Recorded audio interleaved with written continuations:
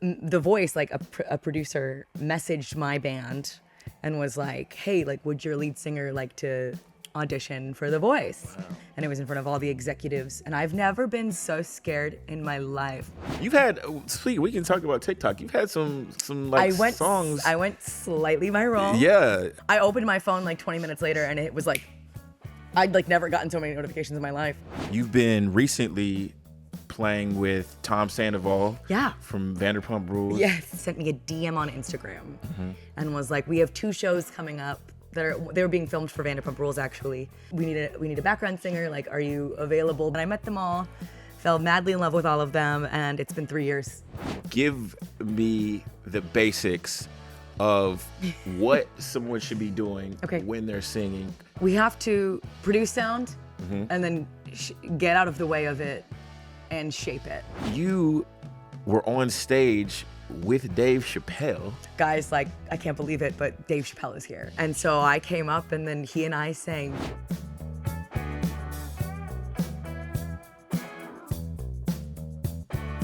She was on The Voice, and she tours and sings with Tom Sandoval from Vanderpump Rules, which also led her to be on America's Got Talent. Maddie Fraser, thank you for joining me. Thank you for having me. Absolutely. You also performed on stage alongside Dave Chappelle. I did a long time ago. Definitely want to talk about that. But let's start with The Voice. Yes. You were on The Voice. Talk about that experience. How was that? Well, I've just done so much reality TV, I guess. It's like, I have an IMDb and it's just like reality TV shows. Yeah. But I actually did an open call, which was like very like early American Idol days. You remember watching those where people would like come to cattle calls? So I did one of those for The Voice. Okay. And I got to like, they do a few rounds before you even touch that stage. And then they cut me. And I was so sad. And I was like, what do I do now? You know? And at that point I was working at my dad's law firm. Okay. And I had a day where I was like on the floor sorting through bins. And I was like, what the hell am I doing with my life? You know, I'm an artsy person. I shouldn't be here.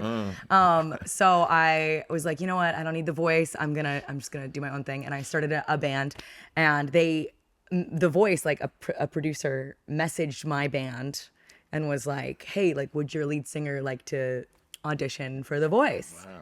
Yeah, so I was like, this is my chance. And I was like, well, I actually already did, you know? And you guys cut me. You cut me. Yeah. Bastards. Me.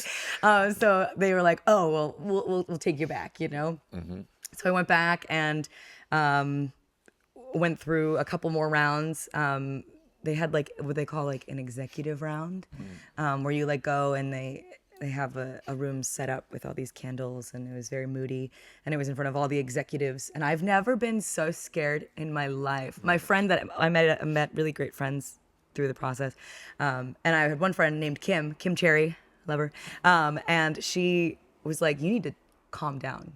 Like, you're being really weird, like how anxious I was being. I was like, and like standing up and like doing, you know, power posing and, but it went so well. It was such a good experience. And then I got through to the next round, obviously. And then you live in a hotel for like a month and a half, just doing like voice lessons and wardrobe and stuff, and just like getting to be an artist, which is a very cool experience. Yeah.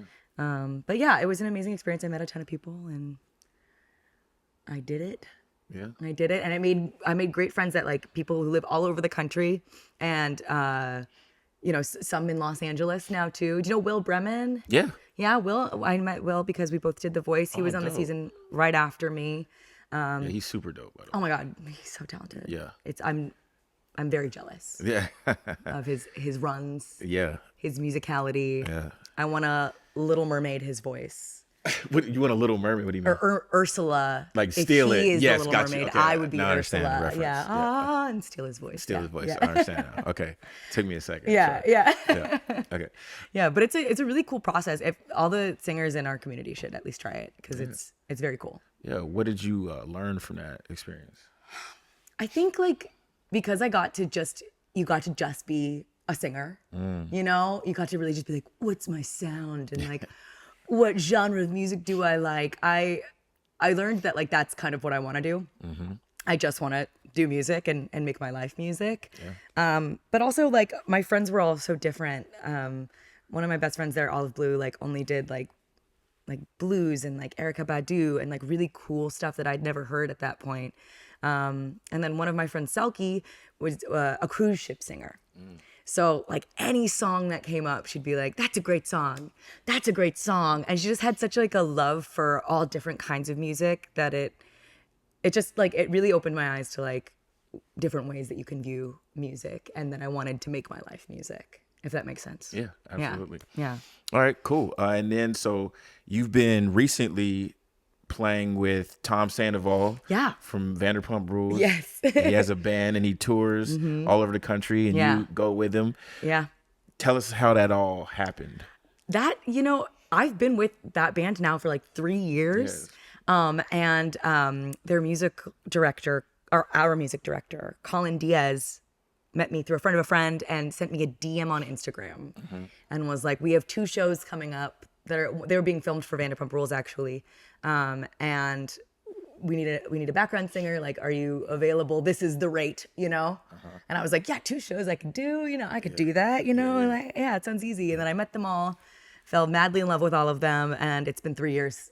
So, and innumerable shows. I don't know how many at this point. Wow, that's crazy. I know. Isn't that crazy? Yeah. And y'all have toured all over the country. How has that been? Like touring everywhere? We've been everywhere. I keep saying we need to go to Canada. We need to get out of here and try somewhere else too. Yeah. But Vanderpump Rules is an American show. Yeah. So I think his fan base is here. But it's amazing. I love touring with them.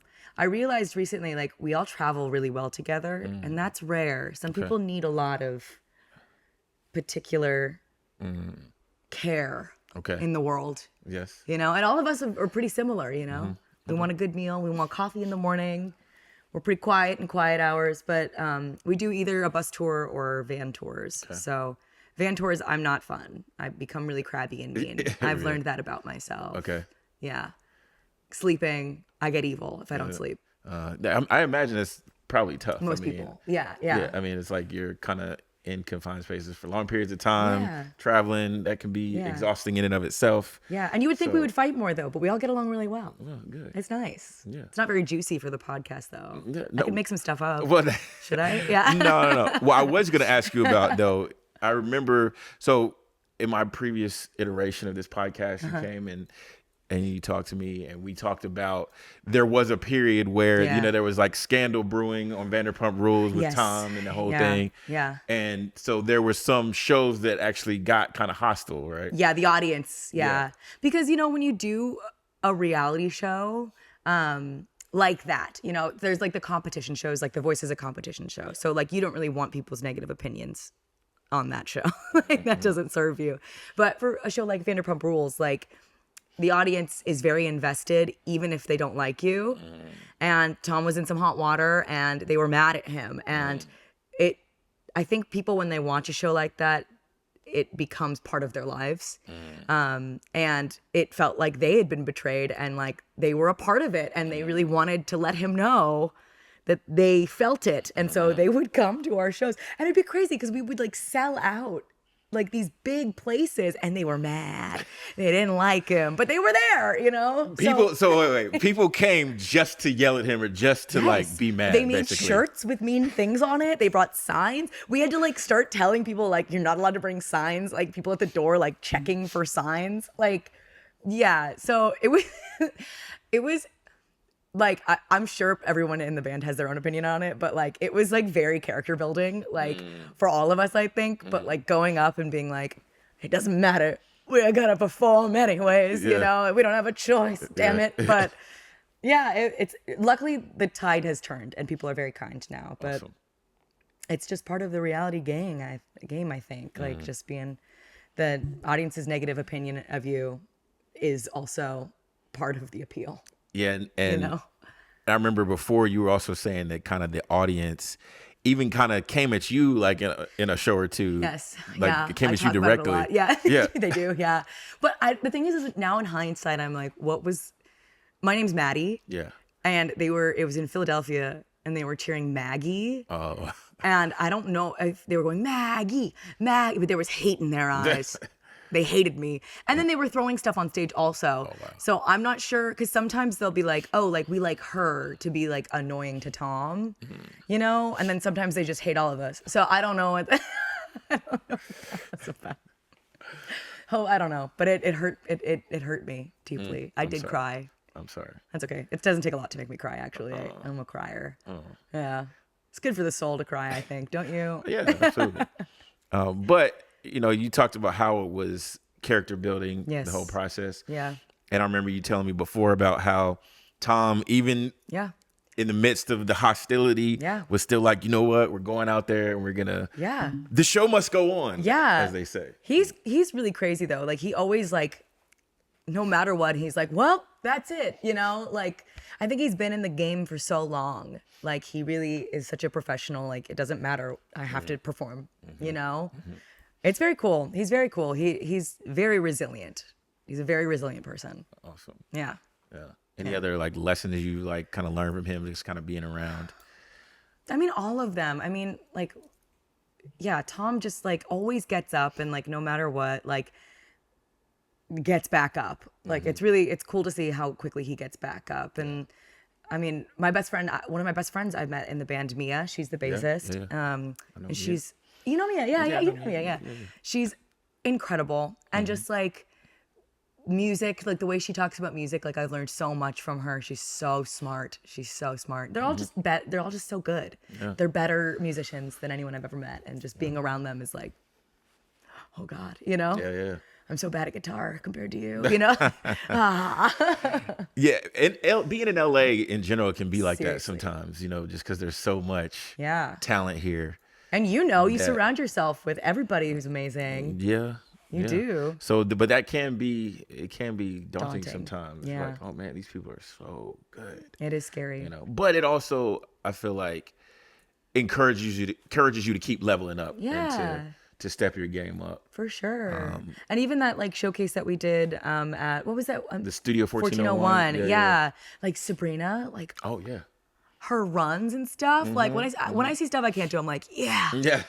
that's the stuff, you know? Yeah. She's so good. And who was that other gal? She was amazing. Kate Braun. Oh my God. Yeah. And she and Mia went to school together. Yeah. The world is so small. Right, yeah. Like, how does that happen? That's crazy, yeah. That much talent in one little school, you know? Yeah, absolutely. Crazy. It's wild. Crazy. Speaking of talent, you were on America's Got Talent I was. with Tom.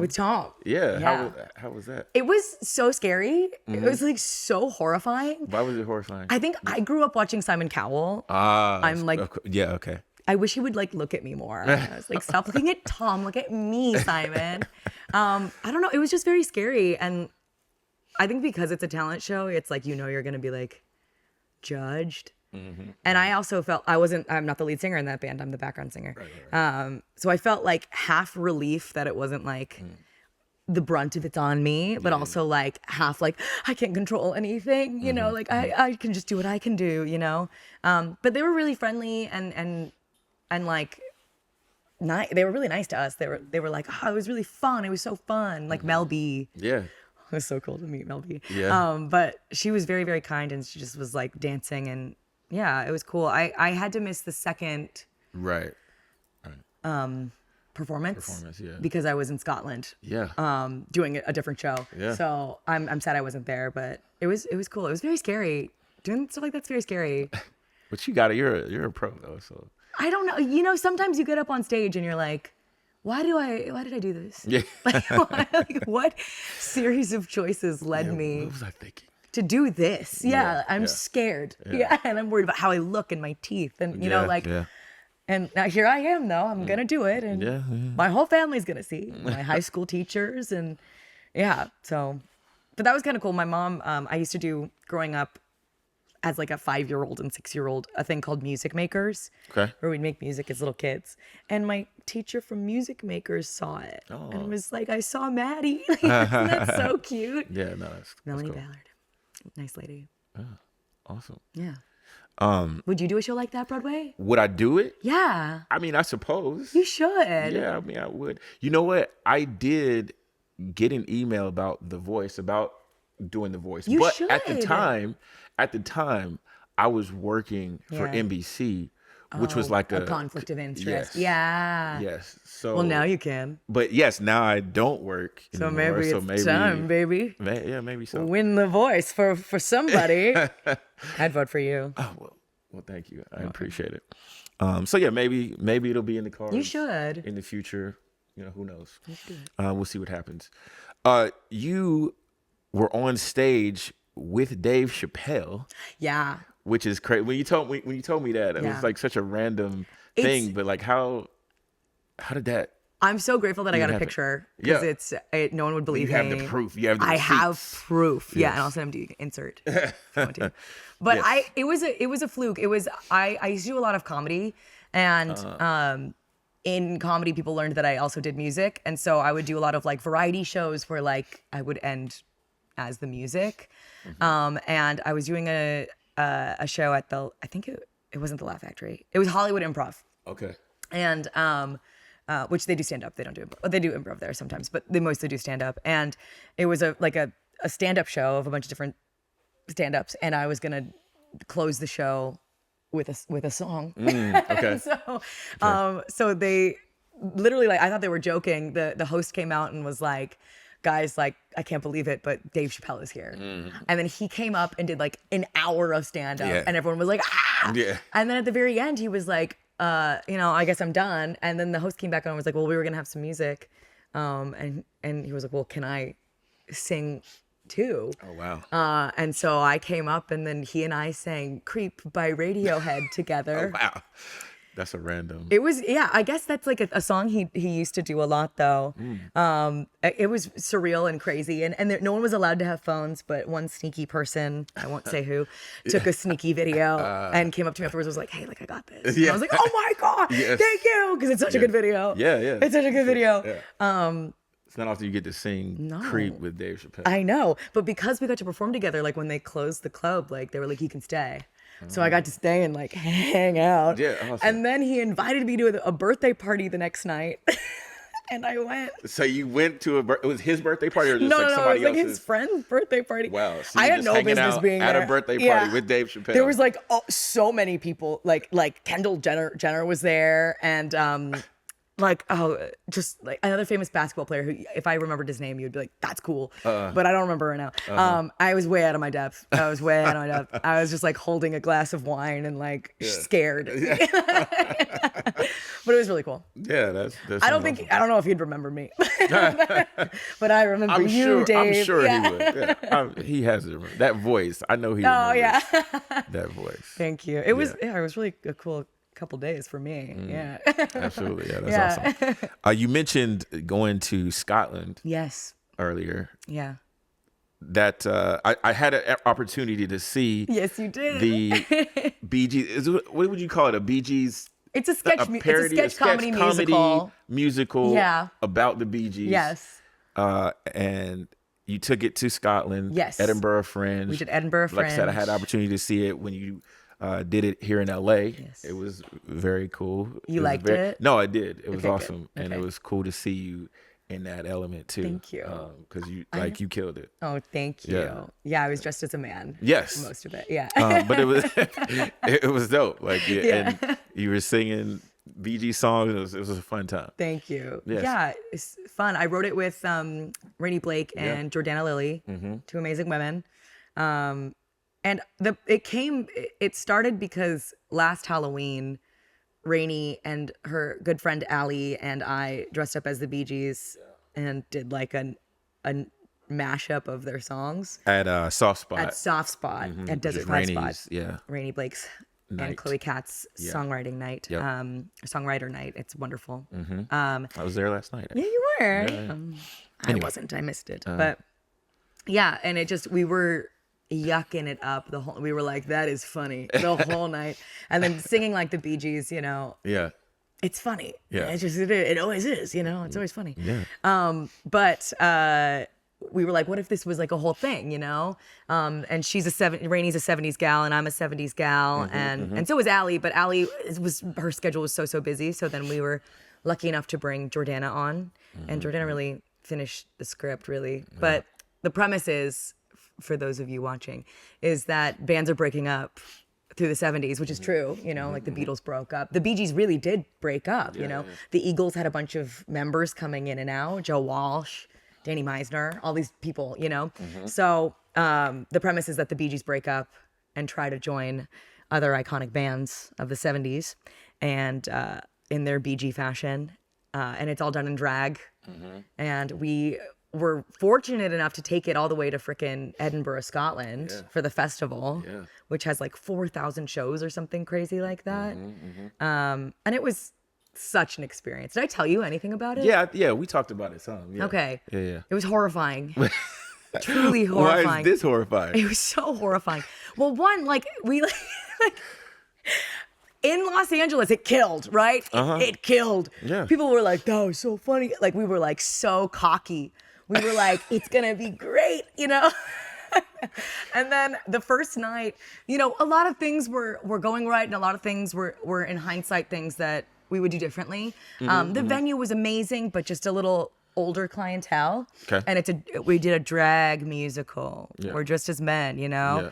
And it had been marketed as, you know, a 70s rewind. Yeah. Right. And you can only put so much on the website. And so I think a lot of people were expecting Something else. mostly music, where our show is a comedy, you know, Right. as you saw, with a lot of music. I think. There was a lot of music. Lots of music. Every scene's got a song. Yeah, for sure. But the first night, like, we like went to get our wrinkles out of our costumes. Did I tell you this? No, I don't think so. Okay.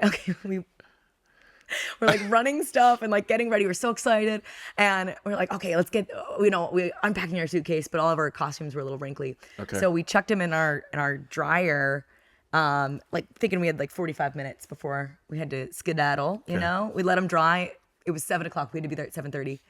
We're like, okay, let's get our stuff out and get going. And the dryer would not open. It wouldn't open. And like all three of us had our phones out, like looking up this brand of washer dryer, trying to like jump start it and like free our costumes. We couldn't. So we had to go to the venue with half our costumes. We were missing like 3 costumes. And then our lighting guy didn't show up. Oh man. So we like had no lighting, and it's like a lights up, lights down, lights up, lights down. Oh, song happens, sparkle disco ball. You know what I mean? It was just like every Murphy's Law. Like everything that could go wrong was going wrong. Is that right? Murphy's Law? No, I don't know. I don't know. I think yes. There's 40 people here. Yes, and, we're gonna go with none of us that knows. and say that's what it is. It was just like anything that could go wrong was going wrong. So we had to. But that was what was great about it also, was that like we had to like figure out how to make it work, you know? Okay, we don't have our costumes. What do we have, you know? Okay, these jokes aren't landing. What does land? Can we lean more into that, you know? And that really, people say that that's what Fringe is about, is like workshopping and working hard. And it made me, Rainey, and Jordana very, very close, because we had to rely on each other. And, you know, you do a show every single day. Every single day. You know, and Rainey was doing 2 shows. Yeah, she was doing the Joni Mitchell one. Crazy. Yeah. Crazy lady. It's insane. Yeah. Have you been to Scotland? I have not. You gotta go. Next year. Yeah. Yeah. Definitely. You come. I'll be like Stevie Wonder or somebody. You could in your show, and then that would be. y'all could just, you know what I mean? Don't give me ideas. Yeah, let's go. Because we're gonna do it in LA again. Hey, if you want a Stevie or a Ray Charles cameo, let's go. Let me know. There's specific people you will play. Yeah. I got you. Yeah. Okay. Yeah, Don't tempt me. I'm gonna make you do it. Hey, I'm down. It'd be great. I'm down. That'd be great. We were trying to say George Crikes to get him do Cher, because it's drag. You know what I mean? Yes. Yeah. Okay. So if you want to do a drag person, also I had to think about that. think about it. Yeah. Get I had to think about who beautiful I could dress. Like, yeah. I had to think about who I could like pull off. Who you could do. Yeah. You know what I mean? I had to You could do anything. contemplate that one for a think about second. it. Yeah. You think about it. You'd be a powerful woman. Yeah. Hey. You would be. That's the first time I've been told that, but I'm gonna take that as Not the last, by the way. Not the probably last time. not. Yeah. I'll take that though. I received that. But I love how you said that, you know, things happen, but you have to figure out like, okay, we don't have this. What do we have? How can we adapt, pivot, make it work? Yeah. And I think that's a good lesson just in general in life. You know, sometimes you just got to pivot. You just got to pivot, or you got to keep going. And that's like a Tom lesson too, because I was like, I want to quit. Yeah. And I was like, I can't quit, you know? Yeah. But also, like, I think as a musician, because I've been mostly doing music, I haven't been doing comedy as much. But like as a musician, like it's more subjective, I feel. Like if you like fully boof a note, like crack or something, people are like, that was bad. You know what I mean? Yeah. But if you've got a pretty nice voice and like your songs are your songs, like people will be like, I really like that. You know? Like I think it's like, maybe it's just me. You tell me if you disagree with me. Okay. But I feel like it's like more fail safe doing music. Like Versus comedy, you said? yeah, like I feel safer singing. Like I'm like, I could sing. That's fine. I'm not scared of that. Yeah. But like bombing in comedy is like horror. Like you've never known. It's so scary. Yeah. It's so scary. Like fully saying a joke and no one laughing. You know what I mean? Like, Yeah. If you Yeah. get a chuckle in between songs, you're like, yeah, as a Yeah. singer, you know? Yeah. But I think it depends though. I mean, I don't know. Like, yeah. there are those shows where I do feel like I didn't. Maybe something really bad, something went wrong. Yeah. Yeah, or I Yeah. know I didn't perform to the best of my ability. Right. And, those shows can bother me sometimes. Yeah. But, I try to look at every show, even the ones that go wrong per se, Yeah. as an opportunity to figure out, okay, what can I do better? Yeah. And how can I, Yeah. make sure that doesn't happen again type Yeah. of thing. Do you watch yourself back? Sometimes, yeah. If I have, you if there's gotta. video, You I gotta. will definitely watch myself back. You gotta watch yourself back. Yeah, You gotta watch yourself back. yeah, It's the best advice. yeah, It absolutely. really is. Someone gave it to me. Yeah, I didn't make it up. I think though, probably the toughest shows for me are the ones where it's like a bar and it's just nobody's paying attention to you whatsoever. Background music. Yeah. That like, Why am I here? yeah, Turn the radio on. yeah, that I can kind of be a love little. it though. You know what? whatever you Sometimes, want. sometimes Yeah, it can take the pressure off too. Yeah. So it's kind of a double-edged sword. for sure. Because it can make it, not a lot of pressure because they're not really Yeah. listening anyway. So like whatever. Yeah. But then other times there may be times where you want You're people giving to- your all. Yeah. Yeah. You're like Yeah. I'm Pouring my here heart to- out here. Yeah. Yeah. Like Yeah. and especially like I feel like normally I'm, pretty good at like getting people involved in like For sure. and you know what I mean? Like that's part of what I do is Crowd like get reach, the yeah. get the crowd. So if I'm doing that and it's not working at all, then You I'm take like it personally. yeah, then I'm like, I think we're that's- spoiled too that's with pretty like frustrating. writers round, like where it's like people come to listen. and Monday, stuff like that. It's like people are like open folk, soft spot, like all these Yeah. great songwriter nights in Los Angeles that are like, people are there to listen. Yeah. And to, yeah, but doing the biz really is like you're hired to be the music, Yeah. and sometimes people aren't listening. yeah. Sometimes they got the radio on in the background. Yeah. No, it's that's part of you. it's part of it. And Yeah. so I definitely try to, take those experiences and like, this is Yeah. part of it. And if you can like play through that and Yeah. and keep focus. Sometimes it's hard to like focus in those moments It too. is, But for like sure. but if you can I feel like those are good opportunities to exercise that Yeah. focus, you Yeah. know, and being able to perform through that. Yeah. Yeah. I've never bombed so hard and had a fake mustache on. Humiliating. So like you're talking about with the with Bee Gees. Yeah. There was some bomb. The first day, Yeah. we bombed. Like they hated it. Also, like the lights were all on. It was like cafeteria vibes. It felt like a high school play. Our mics were popping on and off. There was no lighting. Humiliating. When you say they hated it, They hated it. what are you gauging that on? Their vocal reactions. The fact that maybe 15 got up and left. That never happened again though. We sold out like 12 shows. Okay. And it never happened again. Okay. But that first night, we got a review that said, "This is the worst thing I've ever seen." Wow. Really? Was it like a newspaper or something? No, or- it's on the Fringe app. You can leave reviews. Oh, and okay, I stuff. see. Yeah. So just somebody that came was like, Yeah. this They is said so it was trash. pish, which is apparently very rude in Scotland to say pish. And then there's one scene where Jordana comes out as Lindsay Buckingham, and she has 2 broken arms and a face covered in cocaine. Yes. And I remember that. there was a woman in the front who went, "Oh my God." It was like disgusted. Did she stay or did she leave? I don't know. You don't I don't remember? remember. But then we got reviews that were like, this is so funny, so clever, so perfectly written. You know what I mean? It's like everyone's got an opinion. And I guess that's like doing any kind of art. It's like you open yourself up to the world and Yes. people really fucking hate it. Or they're like, this changed my life. Yes. You know? So Yes. songs too. Like people Yes. hate Benson Boone. They hate him. And he's killing it and Killing like it, selling yes. out stadiums. And Yep. I think his voice is amazing. And people hate him. Yeah. You know, you can't win all the time, I guess. Absolutely. No, I think that's a great thing to kind of like point out is that, you know, sometimes people are going to hate it. And I mean, you talked about, you know, possibly wanting to quit and, you know, like you have those rough shows. Yep. But you know, you were talking about how other shows sold out and there was, Yeah. you know, like some people loved it. Yeah. And, you know, so it's like. Nice, thoughtful compliments from people too that you're like, see, it isn't bad. See? So, hey, I mean, you can't, like, you really can't worry about the haters. Honestly, Yeah, like yeah. because you know there's always going to be people hating on you. Yeah. I've always said that if there's nobody hating on you, you're not doing something right. Totally. It makes me Because- deeply uncomfortable to have people dislike me though. No, I Deeply understand. uncomfortable. It does. It is.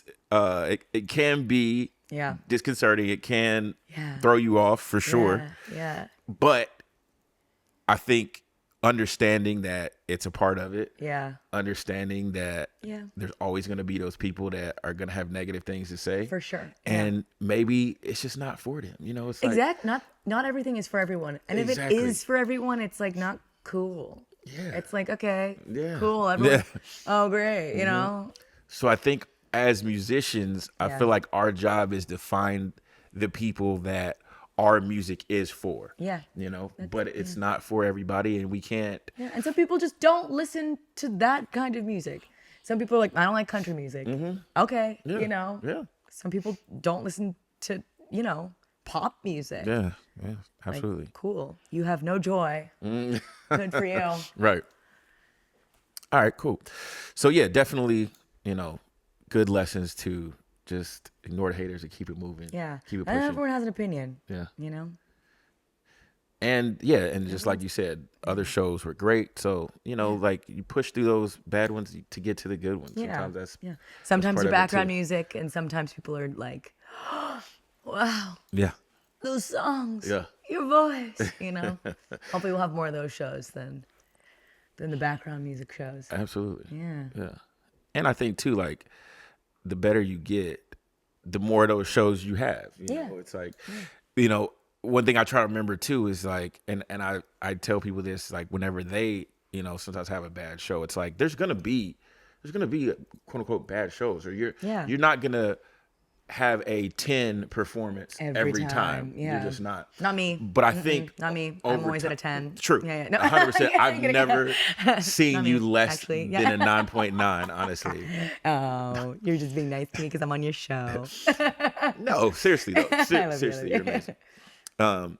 But no, I tell people like, you know, you're not always going to be a 10 every time, but I think what practicing and what going through those motions of doing those shows does, it decreases the number of 5 performances you have. So Yes. then next time Yes. your worst is a 5.5, and then the next time your Yes. worst is a 6. The next time, Exactly. you know what I mean? I feel Yeah. like we're increasing Your our percentage worst. chance. Yeah, Yeah. and we're increasing what the worst is. We're increasing that, Yeah. like we're raising the bar Yeah. of the lowest, so Yes. that even your low is still getting better. you know? Yes. I think about this all the time. When my roommate Drew years ago, because the job market is different now. This is a segue. I have a point. Okay, yeah. But he was applying for a bunch of jobs. Okay. And he was looking into like email blast statistics. Okay. And like email blasting. What percentage of people actually open and read your email blast? Yes. Right. And it's something around 12%. Okay. Did we talk about this last time? No. I feel very passionately about 12%. Okay. I think Okay. about it a lot. But it's 12%. 12% actually open it, actually engage, okay? Yep, So if you send 100 emails, how many people open it and read 12. it? 12, you know what I mean? Yeah. What about Look how quick I was with that. Yeah, math. well, math, come on, I was like, 12. But 1,000, you know what I mean? Yeah. 10,000, you know what I mean? Like the more you do, like that Yes. 12%, that number grows with it, you know? So if you're absolutely. reaching out for a job and you apply to, 10, like you might not hear back. Yes. You know, and also this isn't for job market advice because the job market is horrible right now. But like I think like with shows and like success, and like if 12% are perfect you know what I mean? And then like 88% are like, there's some critiques you have for yourself, or it was really, really bad. The more you do though, that like those A pluses, like that number grows exponentially. So I just think about that a lot. Yeah. And it's like, if I do 100, then, I'll have 12 that my mom's really proud of, Yeah. No, but that's super important. Like the importance of just like doing the numbers. Yeah. You know what I mean? Get like your doing hours. the reps. Yep. Yeah. Get your hours. Yeah, keeping it going. Yeah. And like you said, like marketing with emails and stuff like that. And like social media posts. It's something I think about too with social media, for example. Like when we promote our songs. Yeah.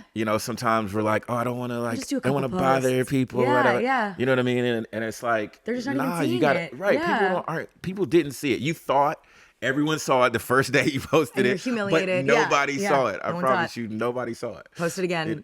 Post it again. Yeah. You shove it down my throat. Yes, I want to hear your music. Yeah. So much time. Money and energy. Yeah.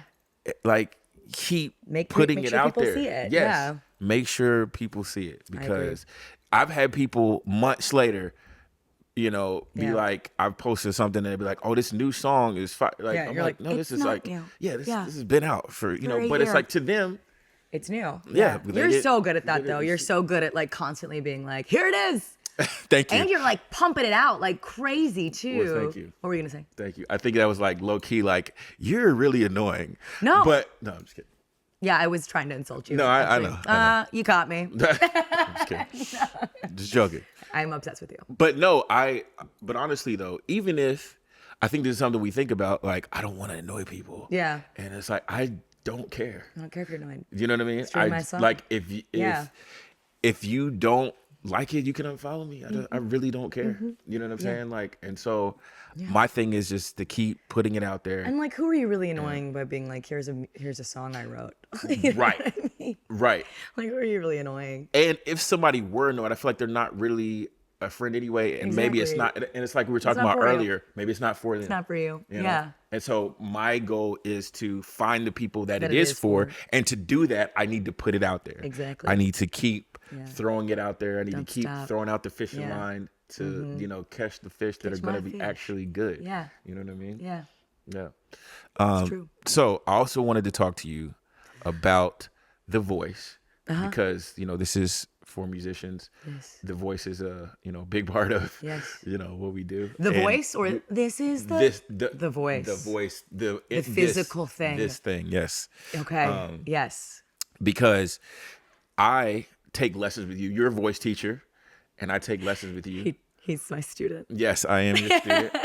Because I'm very much on this thing now of like, if I see somebody better than me at something, like, teach me. Yeah. Yeah.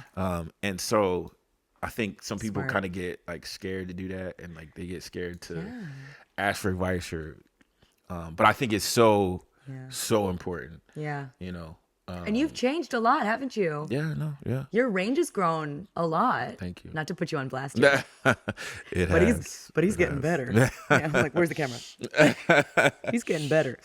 Yeah, you're amazing. Thank you. You are amazing. And like, I still take lessons once a week. So. And I think that's very dope too, because you're one of the dopest singers like I've heard. And the fact that you take lessons once a week is, that's why I'm good. A message of like to everyone that if you're a singer in LA, take lessons. Yeah. You know what I mean? It's an instrument, but also it's your body. One, you need lessons to play an instrument well, I think. I mean, and that's not true for everybody. There are exceptions to everything. I think some people can like pick up a guitar or piano and just like play by ear. Sure. Yeah. I'm not that way. I don't think most people are that way. And I always say, like, voice is so self-taught. Everybody sings. As a kid, you learn like the ABCs to a song. We start singing very, very young. Yeah.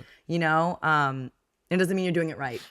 Facts. It doesn't mean you're doing it wrong either, but there's people much smarter than me who've like figured out the mechanics of the way that sound travels through your body and what your mouth needs to look like, what your neck needs to be doing, what your stomach needs to be doing, your stomach muscles, to support and not inhibit sound, you know, that you don't think about. Yeah. Like, how often do you think about your tongue? Yeah.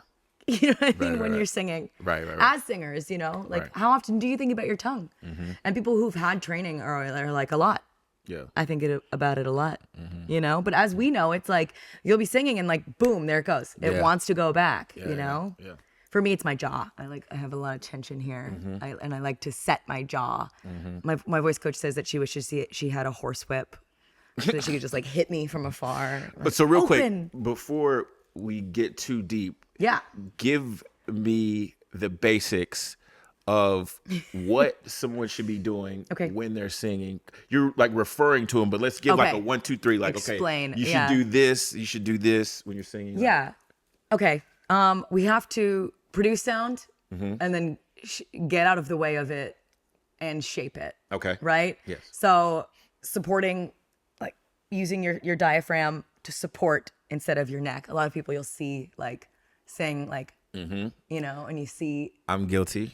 support there. Yes. Yeah. When I'm trying to hit a high note or something, you do this. You tension Yeah, your you neck up, tend to but- reach for it, Yes. you know, but we have to support But lower. that's bad. That's Don't do bad, that. but that's bad. And you have to support lower, Okay. you know? And it sucks as an artist, and we talk about this a lot, like, you kind of look cool if you're like, Yeah. you know, like Yeah. singing for it, but Yeah. you can't. Yeah. This has to be dead, you know? So producing sound is supporting the right way. Yes. Okay. Getting out of the way. I always say get out of the way of your sound because, you know, if I started talking with my mouth closed, you can hear it. And so often we'll sing and we'll be like, you, and like sing with like some tension. You have to get out of the way. It has to be dead, you know? Our tongue, we talked about a little bit. Yeah.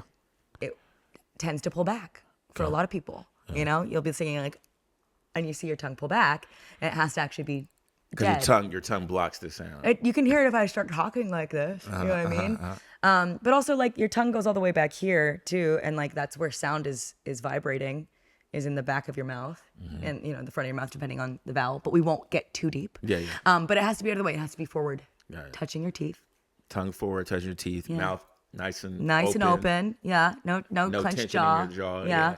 Keep it up. And then you need to shape it, you know, and everybody has, you know, I'm sure there's different schools of thought, but the way I view it is that we sing vowels and they're in groups of bright and dark. So like you, go, saw, they're pretty dark. And to leave our mouth the best way, you have to shape them. And it's by shaping your mouth long. And then bright vowels like E, I, A are bright. And they resonate a little bit further forward.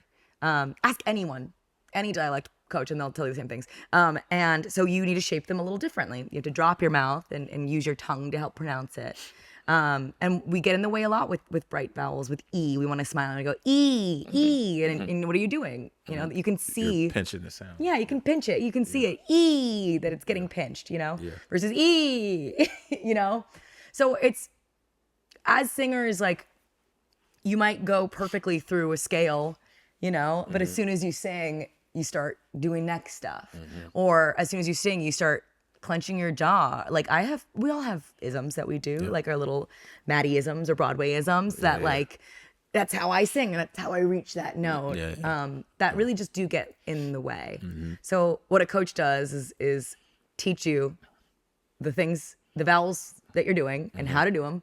And then let's sing a song and point out the vowels that you struggle with, you know? For me, ah, A-H, I struggle with so much. I reach for it and I don't make my mouth round, you know? Yeah. What's one that you struggle with? You tell me, teacher. E. Yes, you know. I'm sorry. You drop it down your throat. Yeah. And then you smile. Yeah. But you're so I good. I do smile. Yeah, I do. And I always say the best singers are so lazy. Yeah. Because you're already doing shows once a week, at least, you know, at least once a week. Yeah. And we're like, what am I going to change? I'm going to change and make my mouth like that. Like, I don't want to, you know? Yeah. I'm already singing. Yeah. I'm booking jobs. I book jobs and I still struggle, you know? Yeah. But like, it's hard. I have one student who's like never sung before, ever. Never. No idea what's going on, you know? And he's like, is working like hard. shaking and trying. Yeah, he's so really hard. He's really trying. He's such a great student because he really wants to learn and he has no foundation. But the singers that already kind of We've got our think things. we know what we're doing. Yeah. We're And we lazy when it sound comes good. to the technique. Yeah, you sound good. But I said it last time too, but like in piano, like if I had to play the full octave, right? Yeah. And I'm just using this hand and I'd go 1, 2, 3, 4, 5, and then I switch. Yeah. And I go 6, 7, 8. Yeah. That still makes the sound Yeah. that I want. I still played the octave, right? It's not the smoothest way to get there. It's not. And Yeah. you go to a piano teacher and they say to tuck your thumb underneath. Yeah. 1, 2, 3, 4, and then tuck your thumb. Yes. So that you're in again, you're in the position to play, that you can keep going, you know? Yep. There's like little hacks and tricks that make playing an instrument easier. Yep. Or guitar. I have a student who's played guitar his whole life and he's been holding his pick with the wrong finger. He's like, oh, you should use this finger instead. Yeah. I don't know that. Yeah. You know what I mean? Like, and he said it's made it easier, you know? I've taken piano lessons as well. Yeah. And it was like you said, it's one of those things where somebody else can point out, oh, why don't you just do it like this? Try this way. Yeah. And it could be something simple that you just hadn't thought of. Yeah. And it could make a big difference. Yeah. So I definitely suggest anybody out there get lessons. From me, specifically. Get lessons from Maddie specifically. But no, I mean, but seriously though, like singing lessons and lessons in your instrument, I feel like you should like just be doing if you're, especially in LA. If it's your life, you know? I was having this conversation with the other day with somebody we know, and it was just kind of like, because she was like doing the voice thing too, and like, and you know, my thing is that like in the Olympics, for example, first and fourth place could be separated by 0.005 seconds or whatever. Right. Jeez, you know what I mean?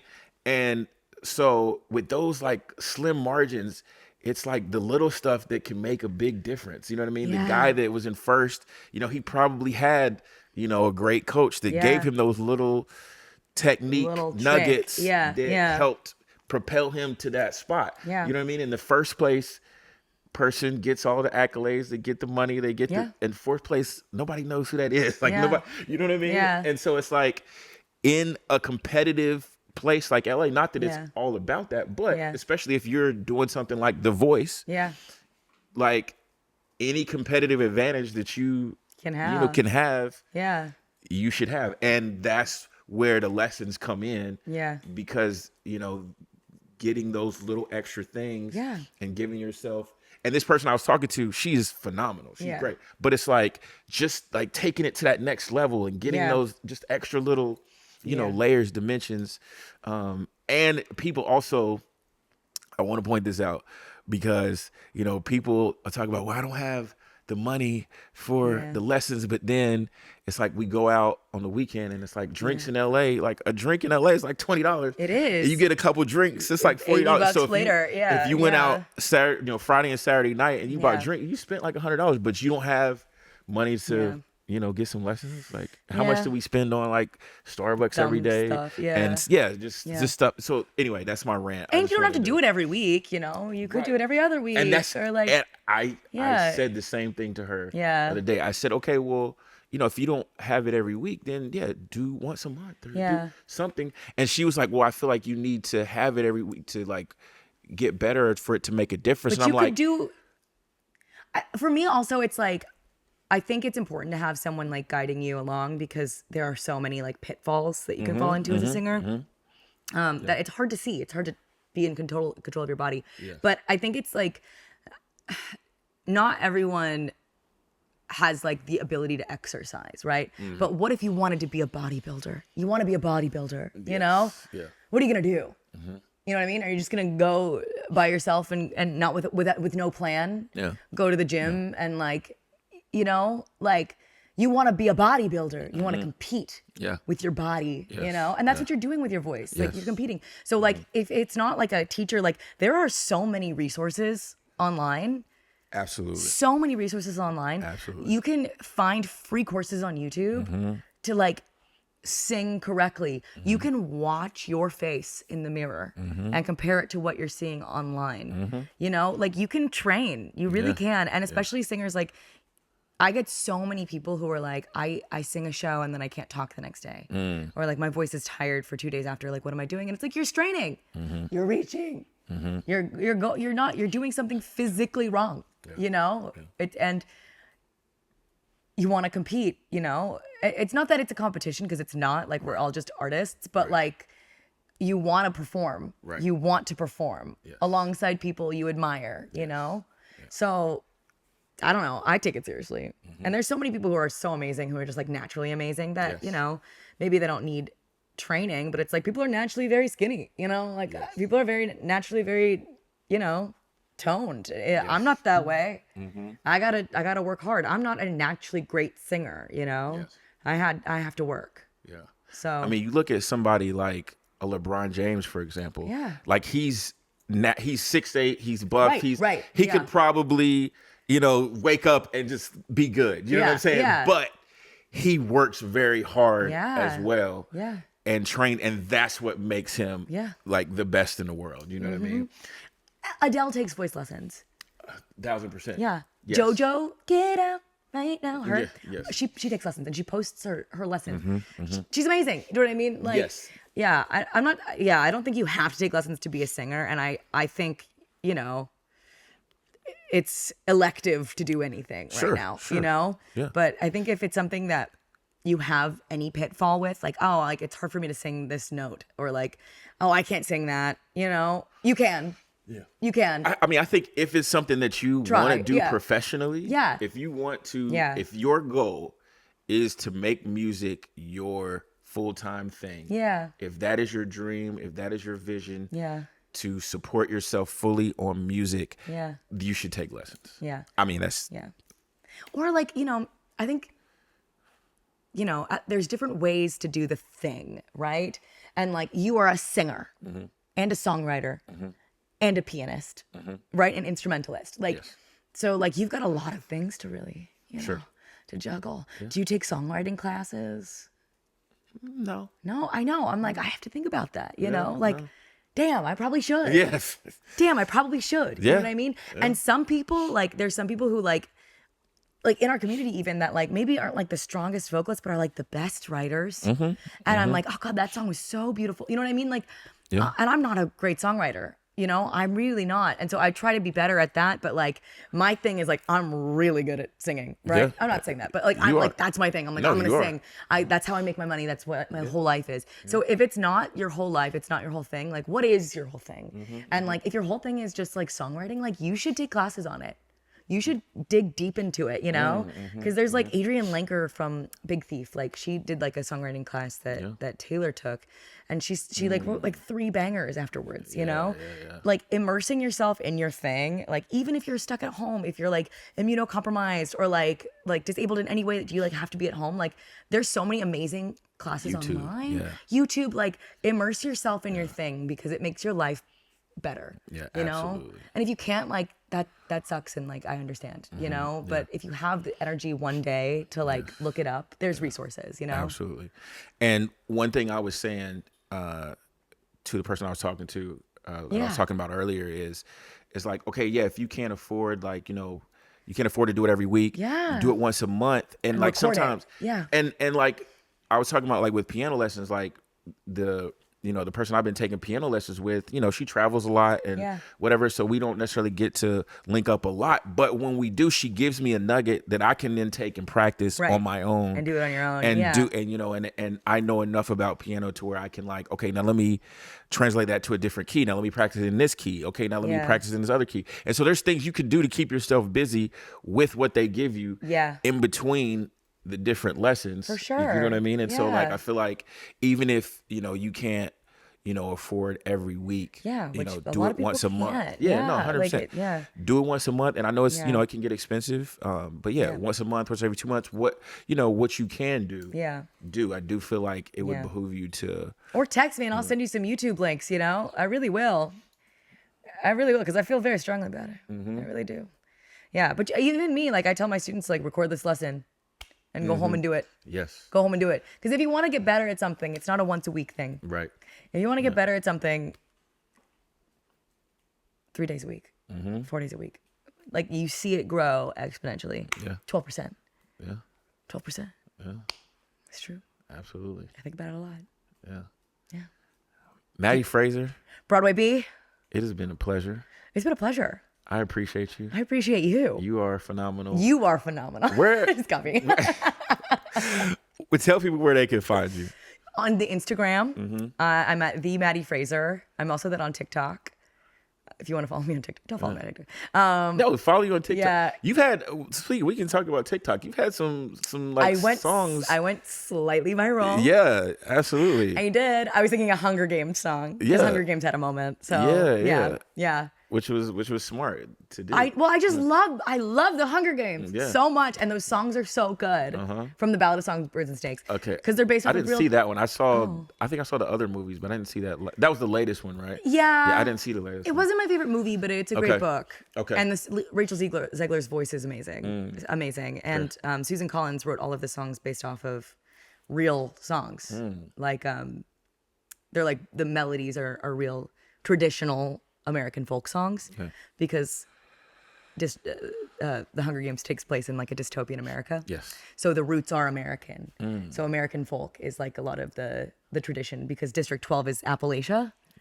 So they have like a lot of Appalachian folk songs with different words. Okay. It's really good. We could do a whole podcast on that. Really, I see you just keep the cameras rolling, Leon. I can keep going. Really, I'm very passionate about it. They're very good. But that's cool though. Yeah. You take something that you're passionate about, combine it with, singing that you're also passionate about, and, put it on social media. Moment. And then you have your little viral moment. Yeah, man, that's awesome. So if you want to follow me on there, you can follow me. Yeah. Absolutely. Yeah. Was that, how many views did they get? Was it like a million? It's at like 1.4. 1.4 million. Which is a lot for me, okay? Excuse me. It's a lot for me. I know. Yeah. I said a million. My bad. Yeah. Like, no, let me back 1.4. up. Yeah. Get the 0.4 in there. But I like it's so funny because like you like set up shots and you're like, this is the one. I put on makeup. This one I was like in between students and like just like like singing, and then I opened my phone like 20 minutes later and it was like I'd like never gotten so many notifications in my life.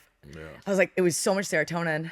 It set me up for like a week and a half. I was like, what do I do? I'm just checking it, Yeah. It still gets stuff. Like I'm like, whoa, okay. Yeah, I had one of those too. Yeah, so, did you? Yeah. What did you post? Well, it was I was basically it was about Diddy when the whole Diddy stuff kind of started happening. Yeah. And it was like a reference back to a song he did with like Keisha Cole, and he was saying some wild stuff at the end, and I was like, Diddy told y'all a long time ago who he was, and I played like this clip or whatever. And so anyway, that was that. He got like 1 million views. Wow. So it was like, but yeah, it was the same kind of thing. It was like, just a random, just a like, moment in time. And So I'm trying to, remind myself to do that more. It doesn't have to necessarily be this perfected thing. A perfect thing. It doesn't have to be, all scripted per se. I want to, get better about, just creating, just constantly creating, and not being upset by the 200 view prison you get caught in sometimes, Yes, those can definitely be discouraging. Totally. For sure. Yeah. And then you're like, because it's like you have one to 1 million and then the next one is like 100 and you're like, okay, ow. You're like, I quit. Yeah. Like, but also I TikTok. hadn't posted on TikTok in months, and I don't know why it allowed the algorithm to pick me up. I was like, okay, thank you, TikTok gods. But yeah. Anyways, we were talking about TikTok virality and I just was talking about your viral moment. Yeah. Oh, my handles. Yeah. Yes, oh, that's what started it. Yes, we're talking about your handles, and then I got sidetracked. Sorry, because of my overwhelming fame. I took it off the road. I understand. I understand. You're amazing. And then I'm on Spotify as Maddie Fraser. Maddie Fraser. Yeah. Check her out. Check me out. Maddie, thank you so much. Broadway, thank you so much. Yeah. I love you. Love you too. Thank you for watching. If you liked what you heard, please comment, please subscribe. And if there's somebody that you think could get something out of this, definitely send this episode to them. We'll see you next time, all right?